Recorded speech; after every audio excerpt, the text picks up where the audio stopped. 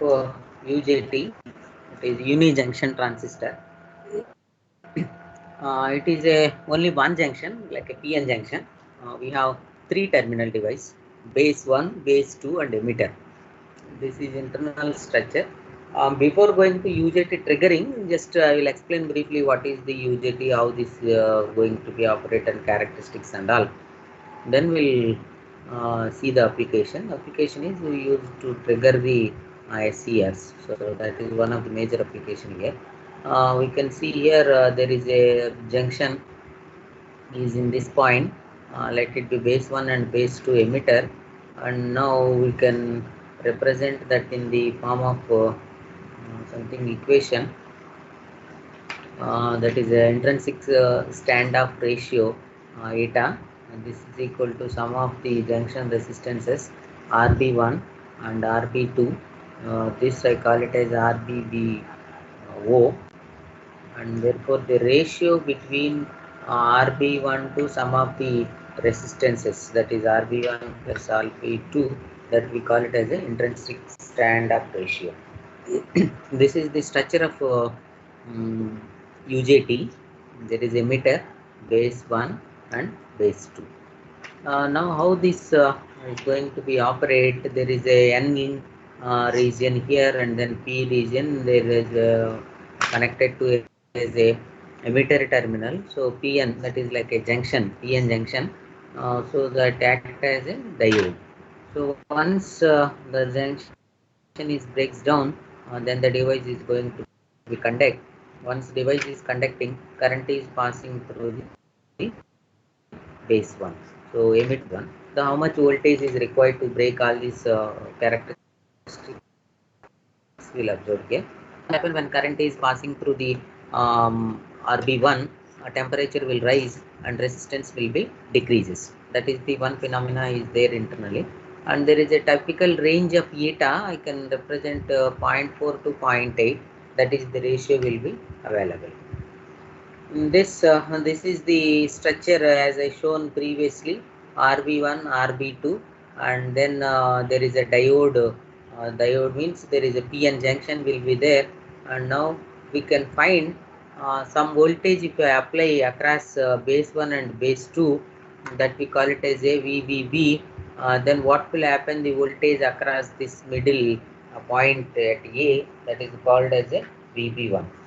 If I know, as you know, the network subject, some two resistors are there. If I apply the voltage across that, I want to know the voltage across resistor 1 and resistor 2. How will you find? By make use of a voltage divider rule. Similarly, you just find what is the VB1. How I can find the VB1? Total voltage I applied as a VBB. Let it be, that is the voltage applied between uh, base terminal 1 to base terminal 2. Therefore, we can see that just I applied the voltage divider rule. VB1, that is equal to total voltage is VBB, and into just divider rule, that RB1 divided by RB1 plus RB2.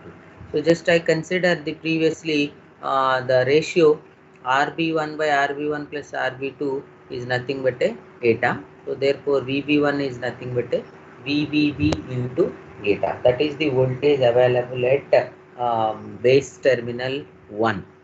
That is the RB1, across RB1 we can mention that.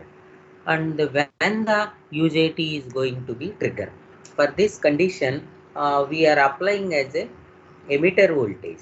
So once the emitter voltage, if you are go on increasing, if emitter voltage is greater than VD plus eta VBB, eta VBB is nothing but a VB1. So let it be this voltage, that means emitter voltage is greater than VB1 plus some drop across this is a 0.7 volts or something.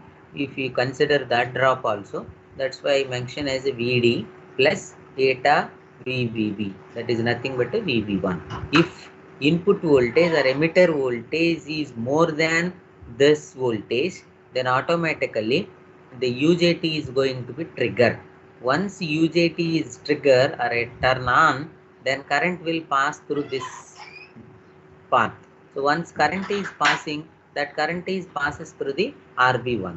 Once current is passing through RB1, automatically temperature will rise.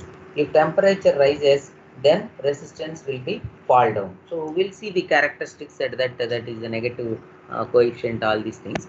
At moment you remember, if emitter voltage is less than Vd plus eta into VBB, then the transistor means UJT will be off. If emitter voltage is greater than that Vd plus eta into VBB, then UJT is going to be turn on. So that's what I mentioned here. Current flows through RB1, then temperature will be rise, and then resistance is going to be decreases. Now we can see the characteristics. How the characteristics will be obtained. Same circuit only, nothing else. I applied something VBV here, and I am going to increase the VE. VE is nothing but a emitter voltage. Once emitter voltage rises, so what will happen? We can observe that. So if I am increasing the emitter voltage, automatically we can observe here there is emitter current. So emitter current also will be slightly increases, but not conducted so far. So it is gradually I am rising as a emitter voltage. Once emitter voltage reaches to VP, VP is nothing but a peak value. Once it reaches to peak value, that means that is a sufficient voltage to trigger the UJT. So what is the sufficient voltage meaning here? VP is nothing but a, that value must be greater than Vd plus VB1 or Vd plus eta into VBB. So if that voltage reaches early, corresponding junction is only uni junction. One junction will be there, that is a PN junction, that is going to be breaks down. Once that is break down, then what will happen? We can observe that. So later on there is a negative coefficient, negative resistance region is going to be takes place. So then because the temperature rises, resistance will be fall down. If resistance is dropped down, automatically voltage is going to be dropped down.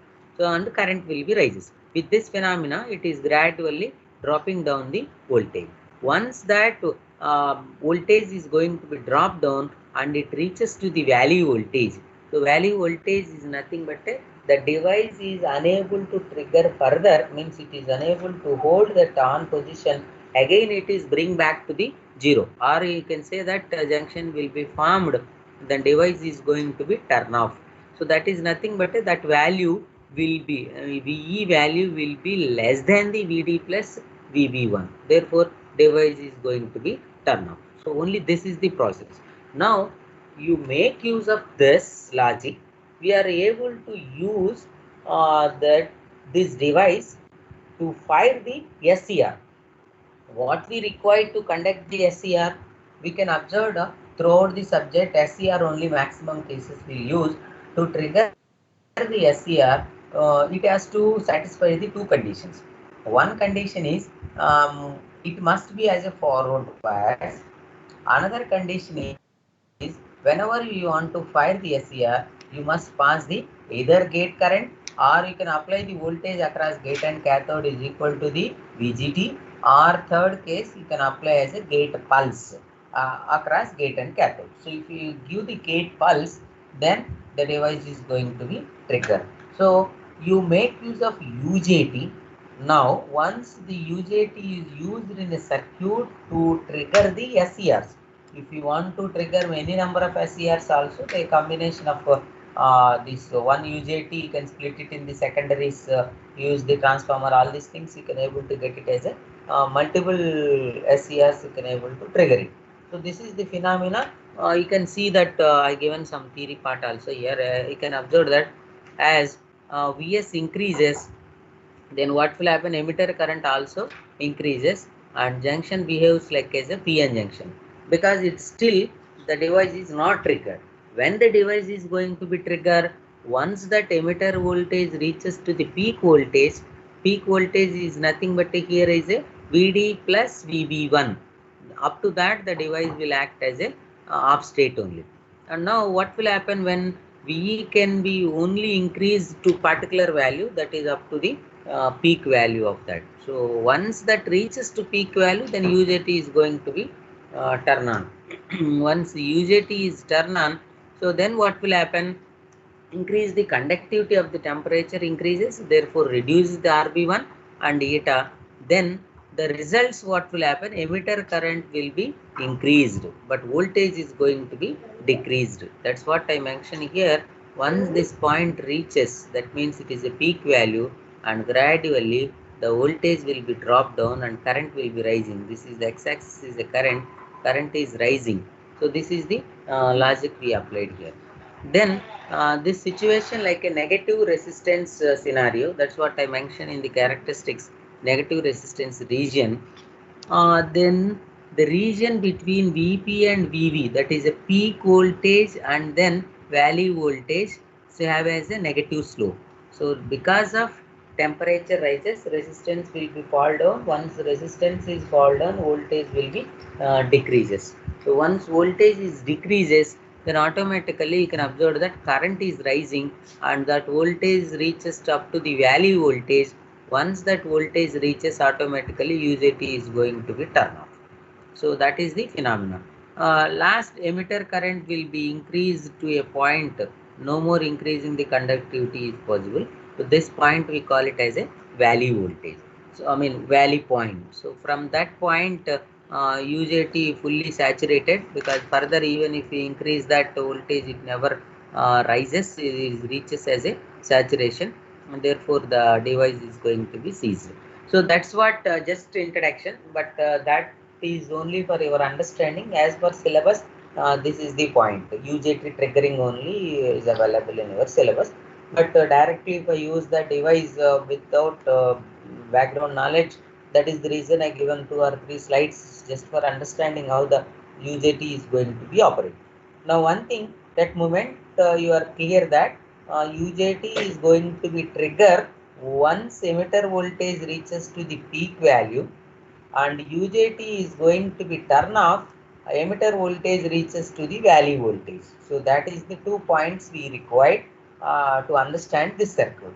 So whenever if you are increasing the emitter voltage up to the peak voltage, here peak is nothing but a Vd plus eta into Vb1. That means that emitter UJT is going to be on.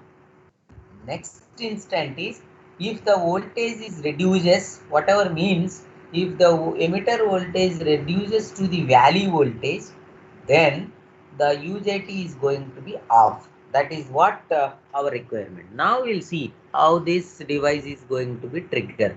All our triggering methods, whether you use the R triggering or RC triggering or whatever methods so far we observed, our intention is either you have to pass the gate current is equal to IC minimum, the device is going to be triggered, and RC case we observed that gate to cathode voltage is equal to the VGT, gate triggering voltage, then also device is going to be triggered.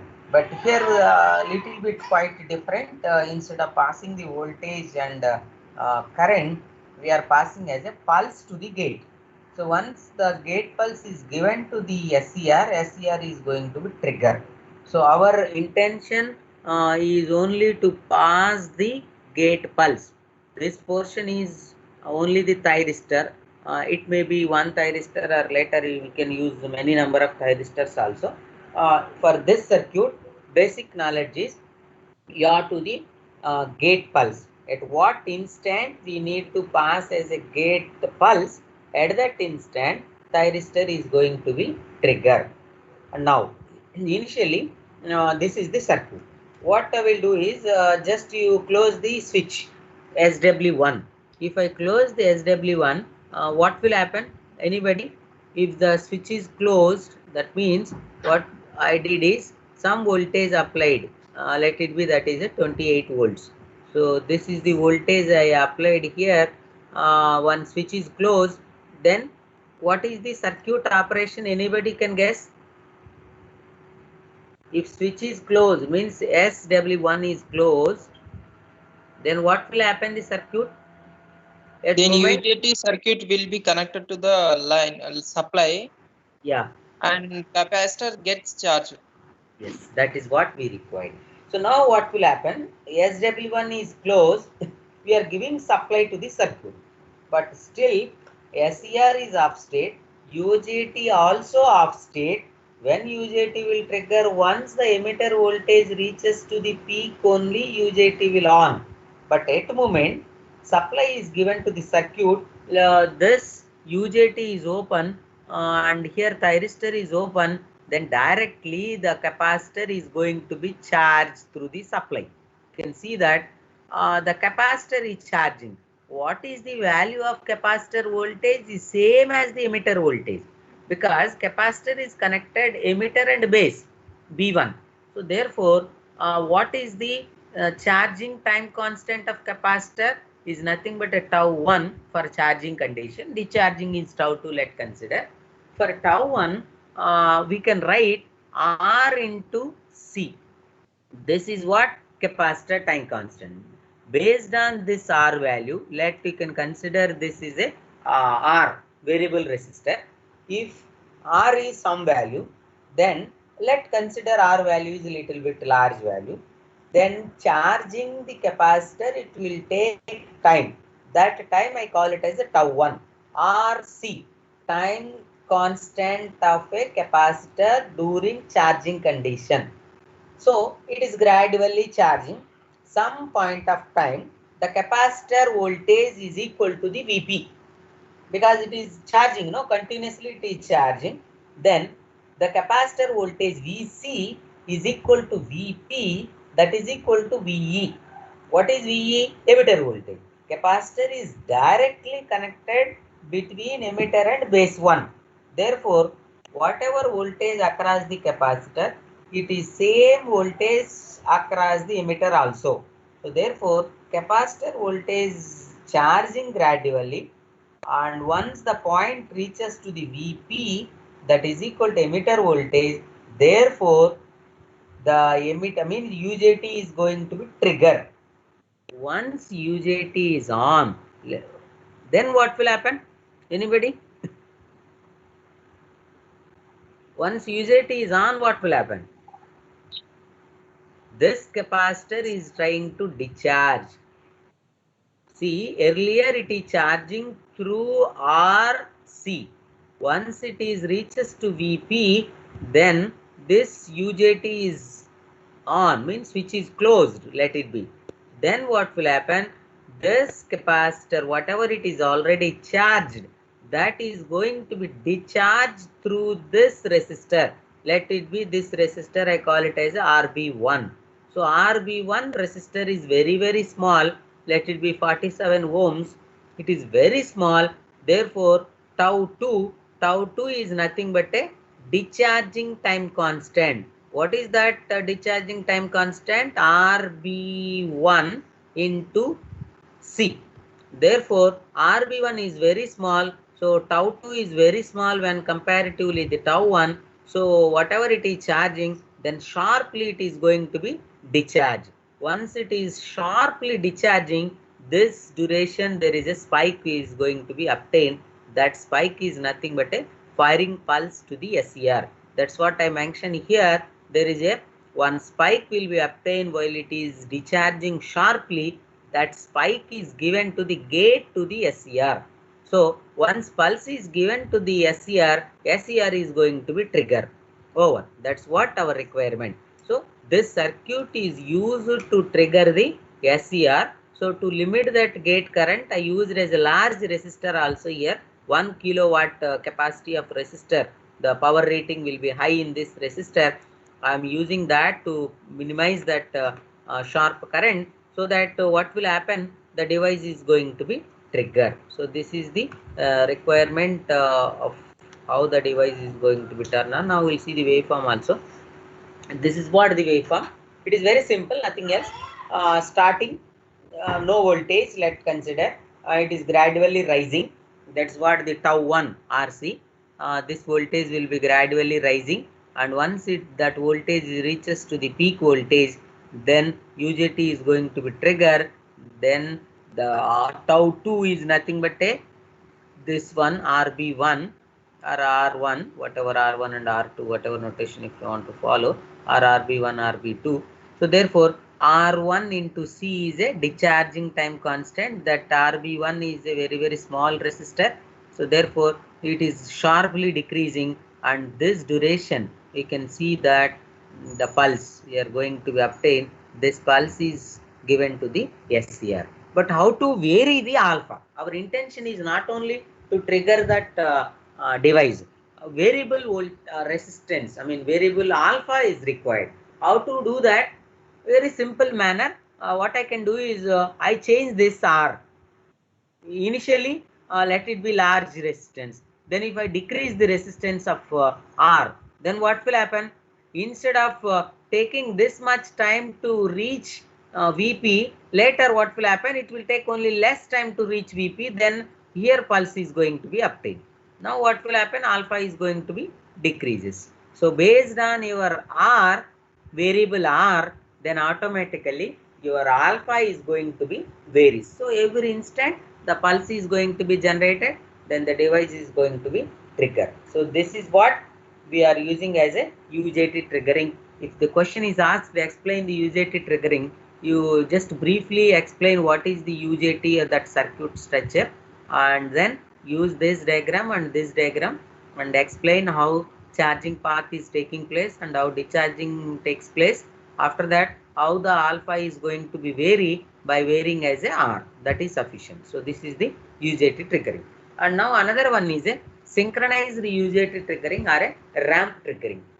In the previous circuit we observed only one SCR is used to the trigger, that means UJT circuit is used only to trigger one SCR. But suppose if it is a multiple SCRs want to trigger at the same time, in that case you may be required as a synchronized UJT triggering I am using. So what is the difference of previous one and this one? Very simple. In the same UJT circuit, just forget about the left hand side. If you see the right hand side portion here, what is one observation different is, previously it is RB1. Now that RB1 is replaced by the transformer. Secondary must be splitted. So why the secondary is going to be splitted is, the reason of using ramp triggering is to turn on multiple devices at the same time. Means more number of devices. Let it be I want to use 3 devices or maybe 2 devices at the same time in case of series operation of SCRs and all. So what you want to do is, if I use the previous circuit, I can get only one pulse there and that pulse is given to the one SCR. But if I want multiple SCRs need to fire at the same time, then what I want to do is I used as a transformer, the secondary must be splitted. That splitting, if we use secondary, 2 secondaries or 3 secondaries splitting, that many number of SCRs is going to be trigger, but you cannot split many number of secondaries. The reason is if I split secondaries or large range, automatically mechanical strength of the transformer is going to decreases. That's why up to certain level you can able to split the secondaries based on your construction of the transformer, let it be 2 or 3 or something. Then that you can see that gate 1, gate G1, K1, G2, K2 means that pulse, whatever pulse is generated in the primary of a transformer, same pulse will be used in the secondary of a transformer. So many secondaries are there, same pulse will be generated in the all the secondaries. So each secondary is connected to the 1 SCR. Let it be this is a 1 SCR. That SCR is connected to this point G1, and then K1 you can connect, and second SCR similarly for G2 and K2 you can connect. Like that, if you want to use 3 SCRs also you can use it by splitting as another secondary, because whatever pulse is generated here, same pulse is going to be produced in the secondaries also. So that pulse you can connect it to the each SCR. Now that is what we called as right hand side portion. Now we can observe the logic very simple. Supply will be AC supply. Let it be I am given AC supply as a input. Then what will happen? Diode rectifier is used. So once diode rectifier is used, AC is converted into pulsating DC. So all the pulses means positive and negative half cycles will make it as a positives only. This is what VD. means after diode rectifier.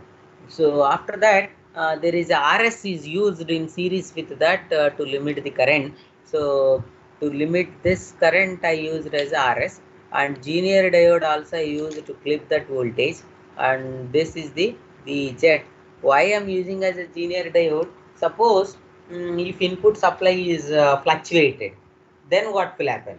If I am not using linear diode, input voltage is varies, proportionately output of that diode rectifier also varies. That voltage may be beyond the required voltage of your UJT. So that's why to maintain that constant irrespective of the input variations, so that is the reason I used as a linear diode here. Then we got it as a just it's clipped that, and this is the voltage is fixed here. Whatever maybe the input is going to be fluctuated. And after that, you can see that once the supply is readily available in the all the positive supplies, then this RC is going to be charged. Once RC is charged, it reaches to the peak voltage, then automatically UJT is going to be triggered, and it is dissipated through the secondary transformer primary capacitor, and through transformer primary, therefore pulse is going to be generated. So that's what you can observe here. Eta Vz is nothing but VB1 at this point. So therefore, if that point is reaches, we can observe that that is a peak voltage. Once this peak voltage reaches, then UJT is going to be triggered, and it is gradually decreases. That spike we call it as a pulse. That pulse is given to the primary of the transformer, and all secondaries will induce the same pulse. That pulse is connected to the whatever maybe the thyristors are used. Suppose just I shown here is a just firing pulse here. That pulse is connected to the one SCR. That SCR output is I am showing. Whether you want to use this portion or not, it is not a matter. Only our requirement is how to generate the pulse. So once we got this is alpha. Let it be alpha. Later I want to change this alpha. Again same logic.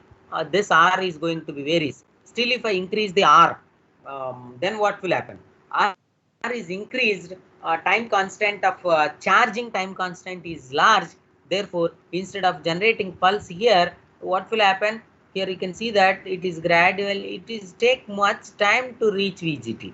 At this point, then it will pulse will be generated. Therefore, this is your firing pulse duration. So this is the point where appear in the pulse. That is only the thing is we are controlling the charging time constant.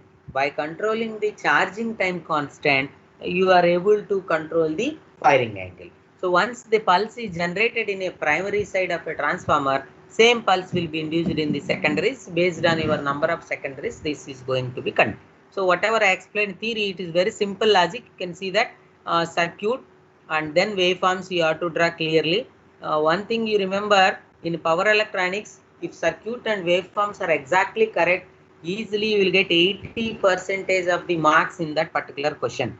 Only 20% of marks is in your explanation.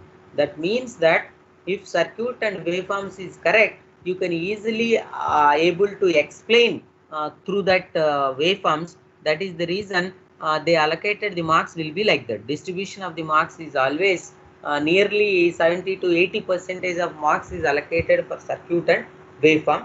Throughout the subject, we have only the circuit and waveform. Small derivations will be there somewhere. Average output voltage of controllers, all that point will be there. RMS voltage, power delivered to the load, power factor. That small derivation parts will be there. Other than that, everything is circuit and waveform. And each circuit you try to understand the logic, how the sequence is going to be, how the device is going to be conduct.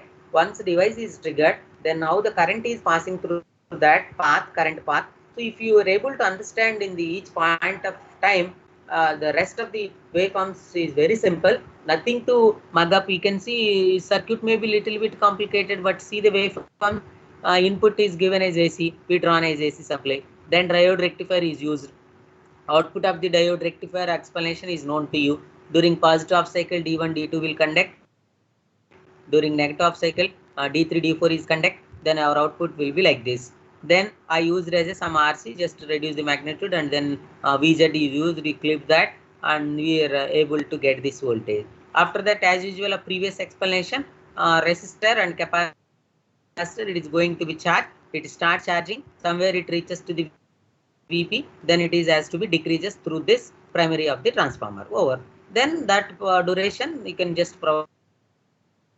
So this is very simple way. You have to remember at each point of time what is the voltage and what is the operation. You just remember that. So that's what that is all about firing circuit. Now we'll move on to the commutation methods of SCR. So anybody, what is the definition of commutation here? Commutation is nothing but a, anybody? Define commutation.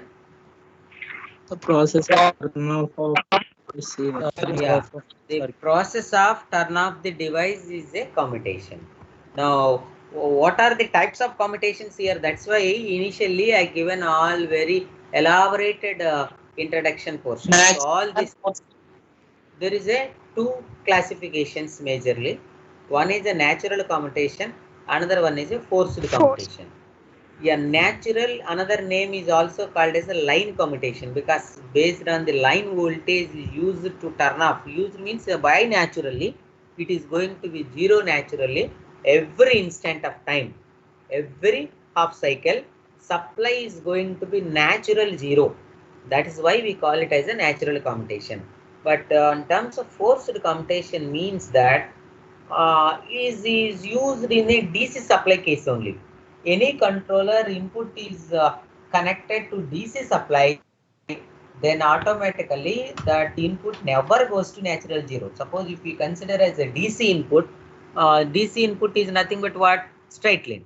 Irrespective of time, it never goes to natural zero. So it is continuously is the same magnitude it will be.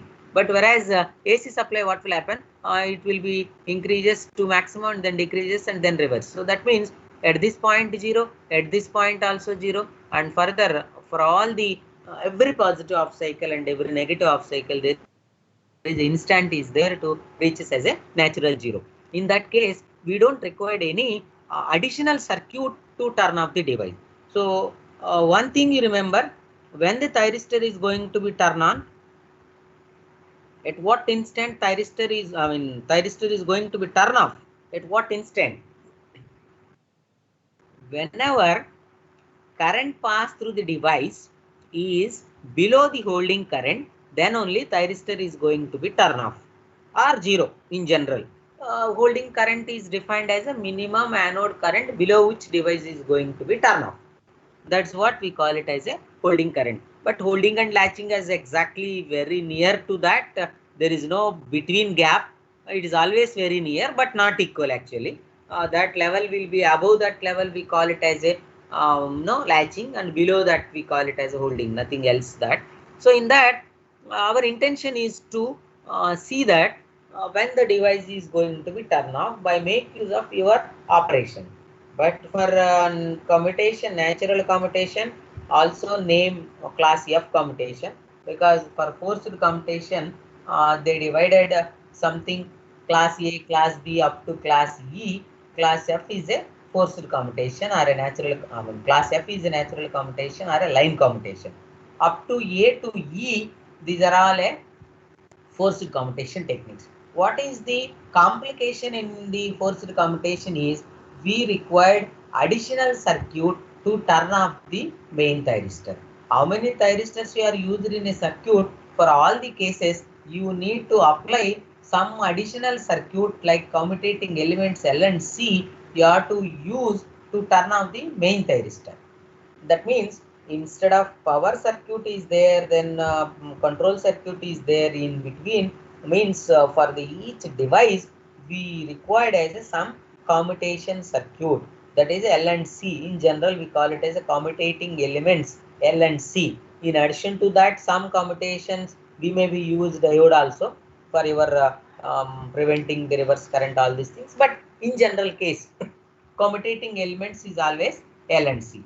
By make use of commutating elements L and C, you are using, forcibly turn off the main thyristor. that we call it as a forced commutation. That's what we'll see that one by one. What I explained, something I given theory part also. Let it be forward current A is reduced below the holding current, then the device is going to be turned off. Then reverse voltage is applied to turn off that, because whatever gate reverse recovery current and then gate reverse current, whatever excess charge particles are there inside, to remove that we use that process also. That's what I mentioned here. Forward can be reapplied once the device is turned off. For that we need to wait some more time, ensure that all the charge particles are removed completely, then only we have to apply next cycle. That's what is required. The process of turn off the thyristor is called it as a commutation. There is a two types of commutations are used. One is a natural commutation, another one is a forced commutation. So natural commutation also called as a line commutation. Forced commutation, different types of forced commutations will be there. A, B, C, D up to E. Let it be A to E is a forced commutation, and there is another name for this is a F, class F. So some books they represented as a class, some books they represented as a type. Both are same. Some exam also they may be asked type A, type B. Don't confuse that. Either it is a type or a class. Both are same. Just for they divided some ABC notation. And now we'll see the first is a natural commutation or a line commutation. This is any circuit you can take it in a rectifier case, and you show that the device is going to be turned off naturally. That is sufficient. Nothing. If they explain short note on natural commutation or a line commutation, or explain the line commutation, anything. So in that case, use small circuit. Let it be used as a one small, but circuit must consisting of thyristor. Our intention is what? You cannot use the diode rectifier there, but our logic controllers are all you are using as a thyristors only to turn off process. So whereas here what we want to do is just fire the device and show that device is conducting. Next we have to show that device is going to be turned off by using natural commutation, means that without using any commutating elements L and C or any additional circuit to turn off the device. Simply automatically the device has to be turned off naturally. That is the case, we call it as a natural commutation. So in this circuit, if you want to draw the waveforms, it is very simple. I will explain first the operation. Many times I explained same thing. Then you try to draw the waveforms by your own. You can easily understand what we required in this is first I apply the what we called as supply, that is AC supply. So simply draw the AC supply. Next one is we have to provide the firing pulses. Where I have to provide the pulses? In this circuit, you cannot put wherever as you wish. So this only you have to provide the firing pulse. That device must be forward bias at that instant. Only during that instance only you can able to provide the pulse. But alpha to 0 to 180 degrees, anywhere you can put the pulse. But where you have to put either it is a positive off cycle or a negative off cycle. So whenever the device is forward bias, it may be positive off cycle or maybe negative off cycle, depends on your circuit. But in this circuit, I used only one thyristor. Therefore, during positive off cycle only the thyristor is forward bias. During negative off cycle, thyristor is reverse bias. Therefore, don't provide the firing pulse during negative off cycle. You just provide the pulse only during the positive off cycle. That is the second wave. First waveform is input supply, AC supply you can give it. Next waveform, provide the pulse only during positive off cycle. Next waveform is you draw the output voltage waveform. Next one is draw the current waveform. Next one is draw the voltage across the thyristor. That's all. So to draw all these things, you required very basic logic. So what is that is, as you know that AC supply you can easily draw. Supply is given, and you can able to draw the pulses also. Simply let it be this is AC supply, and then we have to provide the pulse. The pulse is only during positive off cycle, and during negative off cycle no need to provide any pulse. So that's why just I will provide one pulse during let's consider during positive half cycle. So this is the pulse I provided at an angle of alpha. So let it be, this is our alpha. Somewhere you can provide here, or you can provide here, or anywhere you can put it 0 to 180 degrees. Now second wave also over. So first wave is Vs, second wave is connected as a gate, that is Ig. Then what is the third one I have to draw? Output voltage. How to draw the output voltage waveform? Simply two instants. What is the first instant? When device is on and device is off. You know one logic I may be given in the previous somewhere in table. There is a device is on instant and then off instant. I drawn like this in the previous somewhere in the previous classes, and then I have to draw as a table here, output voltage table, and then voltage across the device. So when the device is on, output voltage is Vs and voltage across the device is 0, and device is off, output voltage will be 0 and voltage across the device is Vs.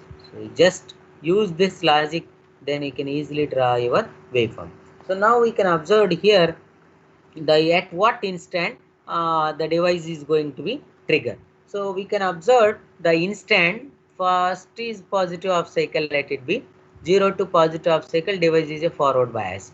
Then at an angle of alpha, this is the point of alpha, this is the point, let it be.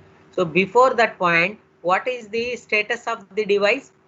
Before this green point I mentioned in the supply, from 0 to alpha, what is the status of device? Anybody? Off. The output equals 0. Status of device is off state because Yes, sir. you are not providing pulse. One thing you must remember, when the device want to fire, you must give the firing pulse. One is it must be forward bias, another one is you must give the firing pulses. So if forward bias but no firing pulse, the device is not conduct. So then the instant from 0 to alpha, you want to draw the output voltage waveform. You can see that from 0 to alpha, output will be 0. So why output is 0? Because device is not conducting. So if device is not conducting, then output voltage will be 0. So that is the reason I mentioned from 0 to alpha, output is 0. You just make it as a 0 only. Then exactly at alpha, this is the point of alpha, exactly at alpha, what is there? There is a firing pulse will be available.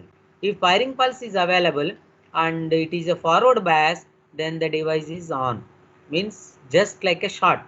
If device is on, what will happen? The current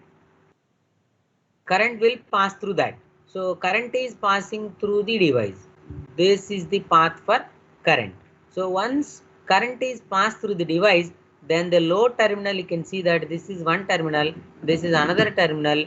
These two terminals are directly connected to the source. No middle interruption. There is no other part of the circuit. Directly R is connected. One point is the phase point, another point is a neutral point. Then whatever source is there, exactly it will be available in the load side. Then what is our output? This portion, whatever it is there in this source, that you can represent in the load side. So up to this is 0. From this output will be same as the source voltage. Once it reaches to the pipe, what we can observe the circuit. The circuit is a resistive load. So I already told that current is passing through this resistor. Then whatever source is there, this is followed the load also. Then the current I is equal to V by R. Only magnitude will reduce, but it is in phase. That's why what will happen? The current waveform, if you want to draw, it is simply same waveform but reduce the magnitude. If you want to draw separately also, I can draw. Just this is the magnitude exactly. So you observe that current is reaches to 0 at pipe, because voltage reaches to 0, current also reaches to 0, then automatically device is going to be turn off naturally. There you can use important sentence: due to natural commutation or line commutation, thyristor is going to be turn off at pipe, because supply voltage is same as the load voltage and current. So load current is reaches to 0 at pi because of the resistive load, voltage and currents are in phase, then the thyristor is going to be turn off. So that is what the natural commutation. So our process is over. Then simply, if you want to show the negative off cycle, you write one sentence. During negative off cycle, thyristor is a reverse bias. Therefore, the thyristor is open. Then output is equal to 0 because load is not connected to the source because thyristor is open. Then current also will be 0. This is the during negative off cycle, and cycle is going to be repeated then after 2 pi plus alpha, because whatever alpha you are maintaining, that will be there for all the cycles. This is the pi instant and this is a 2 pi instant, and after 2 pi plus alpha again firing pulse will be there. After 2 pi plus alpha firing pulse will be present, then cycle is going to be repeated. Now if you want to draw the voltage across the device, what is the voltage across the device? According to this logic, you can see that Vt, when the device is off state, voltage across the device is Vs. When the device is on state, voltage across the device is 0. With that logic, you identify where the device is on, where the device is off. You can see that at this instant, device is off state because no pulse, and here on, device is on. Then you can easily draw that by seeing this table. Off state, this is the off state, voltage across the device Vt, off state is Vs. What is the Vs? This one, source. As such you draw here. So I drawn this. After that, this is on state, output voltage will be 0. Up to this is the voltage across the device. Now from pi to 2 pi, what is the instant pi to 2 pi? Device is off state. So device is off state, it is same as the source voltage. From 2 pi to 2 pi plus alpha also off state, that also same as this. This is the voltage across the device. So like this, just simple explanation, natural commutation. The process of turn off the device is the natural commutation, and I consider as a half wave rectifier. During positive off cycle at an angle of alpha, I am giving pulse to the device, then device starts conducting, then output is equal to same as the source up to pi. Once pi reaches, supply voltage will be 0, natural 0. Because of the resistive load, voltage and currents are in phase, then current also will be natural 0. Therefore, thyristor is going to be open. This we call it as a natural commutation. And you can just explain during negative off cycle, thyristor is reverse bias, then output voltage will be 0, current will be 0. And you want to write voltage across the device also. During 0 to alpha instant, device is off state, then voltage across the device is source, and from alpha to pi, the device is conducting, output voltage will be 0, then pi to 2 pi plus alpha, device is off state, therefore output to, voltage across the device is same as the source voltage. That's all. So this is about the natural commutation. Same thing I drawn the waveforms also. This is the waveform source, and then we are providing the firing pulses. This alpha may be anywhere you can put it. Instead of here, if you want to put somewhere here also, you can put the firing pulse. If you change the alpha here, automatically here also we have to change the alpha. So this is the firing pulse. Now at this point, now this duration I call it as alpha. Here also this duration I call it as alpha. So you are controlling the alpha, how this alpha, RC triggering or UJT triggering or ramp triggering, whatever method you use to vary the alpha. That's all. Once alpha is provided, then you have to draw the output voltage waveform. So only 0 to alpha, device is off state, output will be 0. From alpha to pi, it is on state, output will be same as the source. And you want to draw the current waveform, exactly same as the voltage waveform, but magnitude will be reduced based on your resistive load. So if resistor R value is 1, same magnitude you can draw. If something is R is there, then automatically that value is going to be decreases. So like that you can show, and voltage across the device same, whatever I drawn. See that some books they represented this portion little bit above the 0 axis, but you can draw exactly 0 axis. Its drop is only 1 to 1.5 volts. You can, no need to mention something magnitude. For many books they represented 0 only. Even my book also I represented 0. Just you make it as a short on that. So that means that during on condition you are showing as a 0. So this is about the natural commutation. just a given theory, whatever I explained for you. Another name for that is a class F commutation. Natural are also called as a class F. Now we'll go for as a forced commutation. What is the forced commutation? So our intention is to current pass through the device bring to the zero level. So for that you can use additional circuit, that is a commutating elements L and C is used.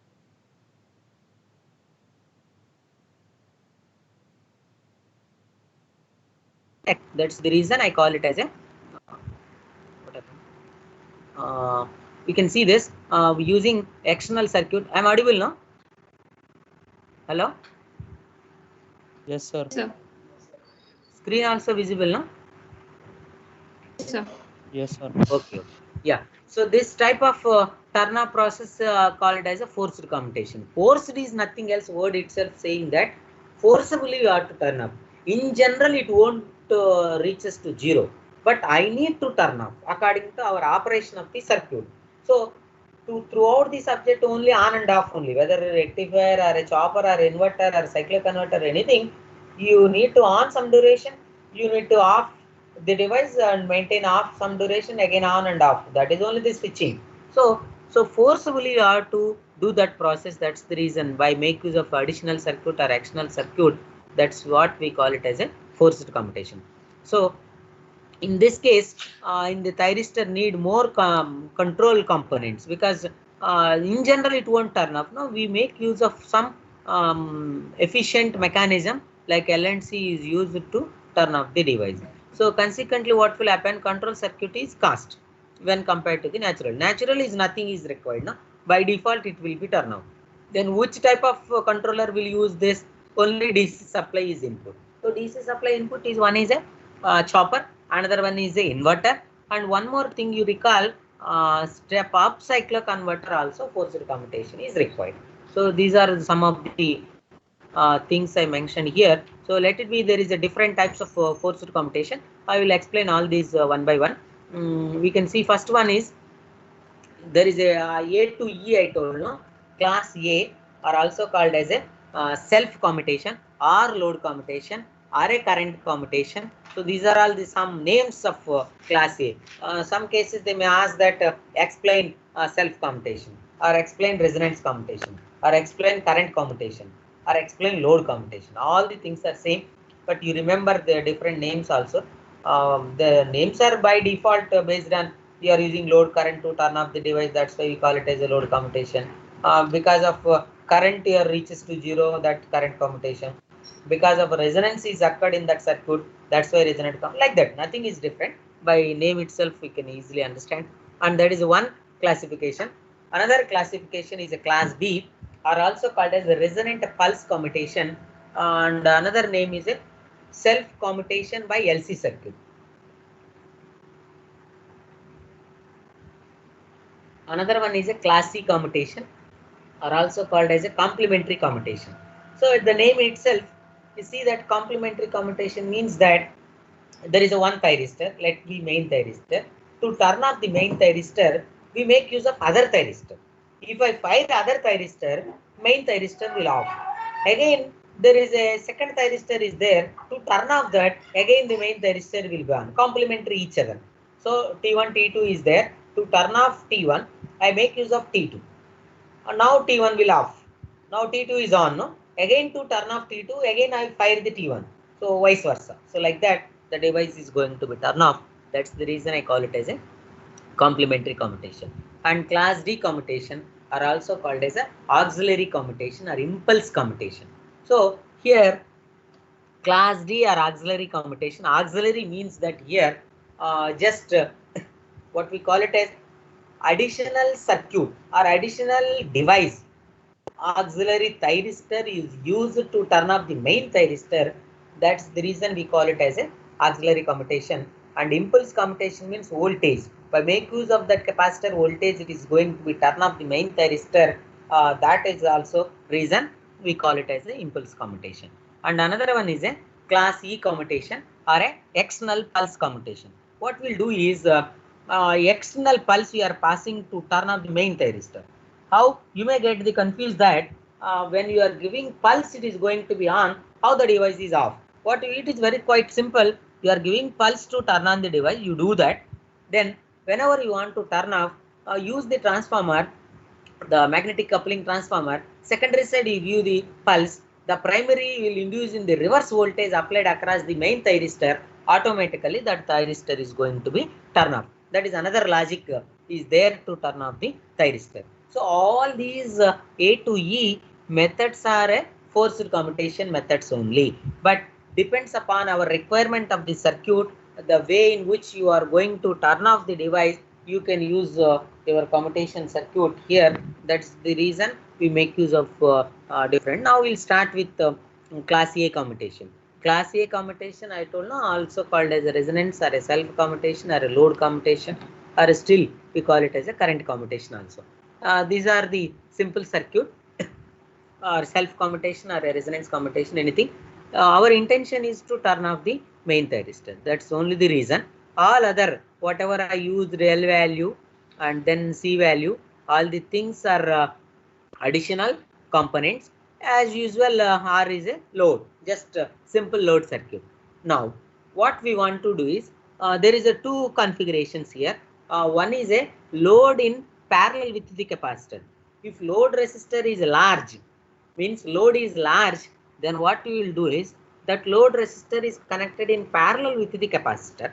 Suppose load resistor is very small, then directly you can connect in series with the capacitor. Then what will happen? If you connect in series with the capacitor, your circuit is RLC circuit, nothing else.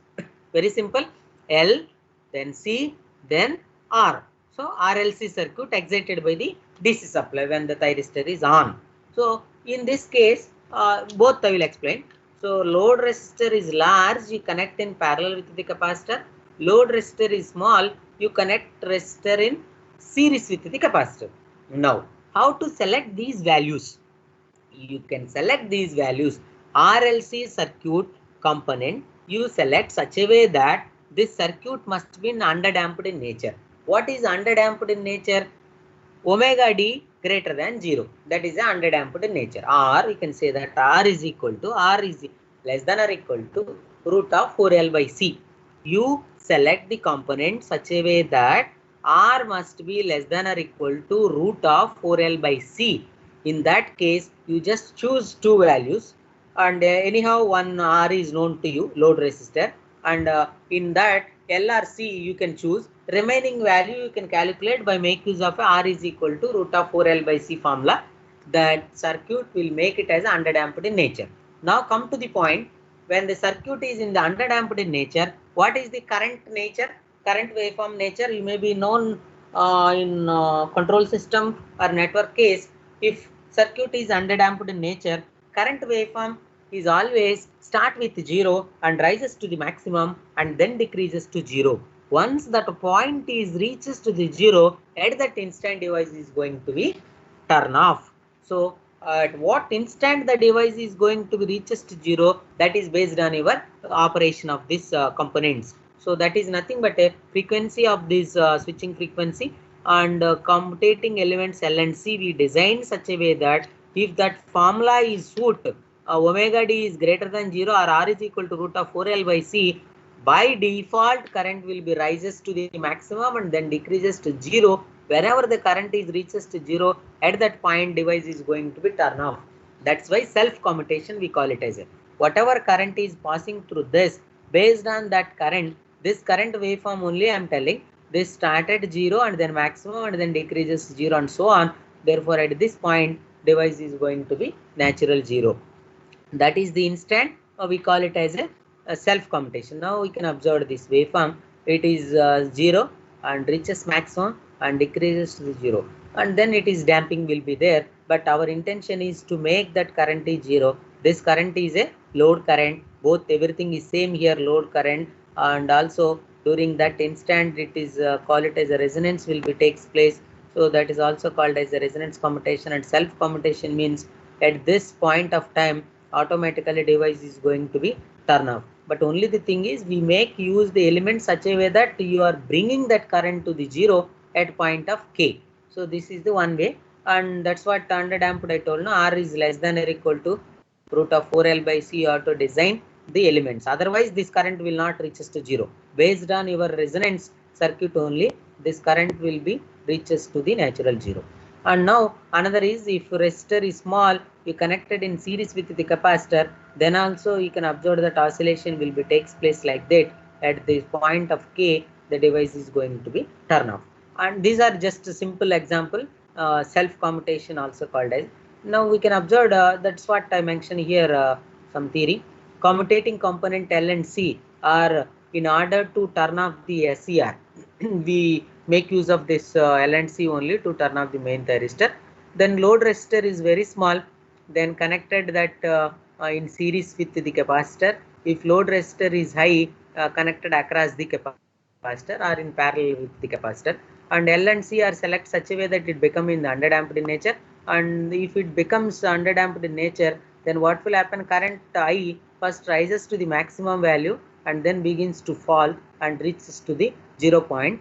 Once that current is reaches to 0 at the point of K, at that instant device is going to be turn off. Whatever I explained, same thing I mentioned for your reference.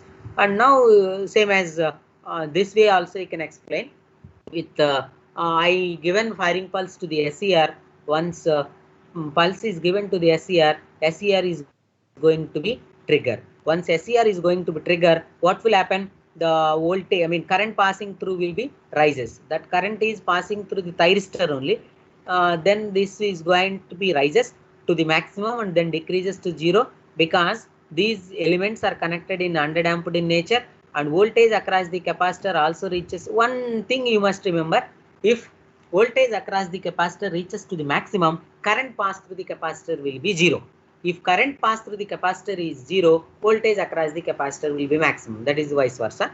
And now at this instant, current is reaches to the 0. Therefore, automatically thyristor is, if you want to show this 0 also you can make it, because at the small instant device to trigger it will take small time. That's why I shown this is some magnitude. Otherwise, you make it as a 0.